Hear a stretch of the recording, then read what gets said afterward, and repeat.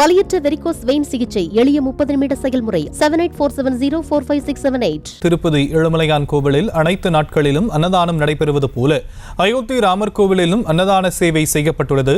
அங்கு செய்யப்பட்டிருக்கக்கூடிய ஏற்பாடுகள் குறித்து எம்முடைய செய்தியாளர் ராஜேஷ் வழங்க கேட்கலாம். வணக்கம். தற்போது அயோத்தியில் இருக்கக்கூடிய ராமர் கோவில் வளாகத்திலே நாம் இருக்கின்றோம். ராமர் கோவில் அமைந்திருக்கக்கூடிய அந்த சுற்றுச்சுவர் அருகிலேயே அன்னதான கூடம் அமைந்திருக்கின்றது. இந்த அன்னதான கூடத்தில் வருஷத்தில் 365 நாட்களும் அன்னதானம் நடைபெறும் என ராம் மந்திர் கோவில் சார்பிலே தெரிவிக்கப்பட்டிருக்கின்றது.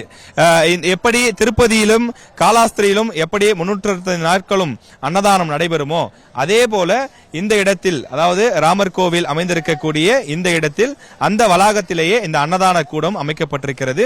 தினசரி ஆயிரக்கணக்கான பக்தர்கள் அவர்கள் அன்னதானம் அருந்துவதற்கான அந்த ஏற்பாடு செய்யப்பட்டிருக்கின்றது.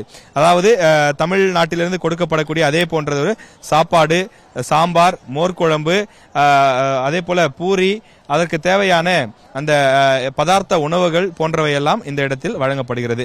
வரக்கூடியவர்கள் முதலில் ஹனுமனை தரிசித்துவிட்டு அங்கிருந்து ஹனுமனிடம் அவர்கள் தரிசனம் முடித்து நேரடியாக சென்று ராமபிரானை தரிசனம் முடித்து வெளியில் வரக்கூடியவர்கள் இங்கே வந்து அன்னதானத்தை அருந்தக்கூடிய வகையிலே கோவில் நிர்வாகத்தின் சார்பில் விரிவான ஏற்பாடுகள் செய்யப்பட்டிருக்கின்றது. இந்த இடம் ஒரு சிறிய இடமாக இருந்தாலும் அருகில் இருக்கக்கூடிய அந்த கட்டிடங்கள், அதாவது பெரிய அன்னதான கூடம் கட்டப்பட்டு வருகின்றது. அது முழுமையாக நிறைவடையும் போது நமக்கு இன்னும் அதிகமான பக்தர்கள் அமர்ந்து சாப்பிடுவதற்கான ஏற்பாடுகள் இருப்பதாக ட்ரஸ்ட் போர்டு சார்பிலே தெரிவிக்கப்பட்டிருக்கிறது. ராமர் கோவிலை சுற்றிலும் கோவில் இந்த அன்னதான கூடம் இது மட்டும் இல்லாமல் கல்வி நிலையம், மருத்துவமனை, அருங்காட்சியகம் போன்றவையெல்லாம் கொண்டு வரப்பட இருப்பதாகவும் அதற்கான கட்டுமான பணிகள் மிக தீவிரமாக நடைபெற்றுக் கொண்டிருப்பதாகவும் கோவில் நிர்வாகத்தின் சார்பிலே தெரிவிக்கப்பட்டிருக்கிறது. இந்தியா முழுக்க இருக்கக்கூடிய பெரிய கோவில்கள், திருப்பதி, காலாஸ்திரி போன்ற பலவிதமான கோவில்களுக்கும் நாம் செல்லும் போது அங்கு அன்னதானங்கள் நடைபெறுவது வழக்கம். எனவே அந்த வகையிலே ராமர் கோவிலுக்கு, அயோத்திக்கு வரக்கூடியவர்களும் ராமபிரானை பக்தியோடு தரிசித்துவிட்டு அதன் பிறகு வயிறார அவர்கள் அன்னதானத்தையும் நன்றாக சாப்பிட்டு அவர்கள் திருப்தியாக மனநிறைவோடு செல்வதற்கான ஏற்பாடு செய்யப்பட்டிருப்பதாக தெரிவிக்கப்பட்டிருக்கிறது.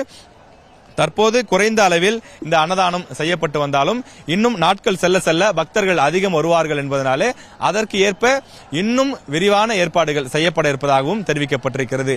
அயோத்தியிலிருந்து ஒளிப்பதிவாளர் கருப்பையாவுடன் செய்தியாளர் ராஜேஷ்குமார். செய்திகளை உடனுக்குடனும் துல்லியமாகவும் தெரிந்து கொள்ள சப்ஸ்கிரைப் பண்ணுங்க.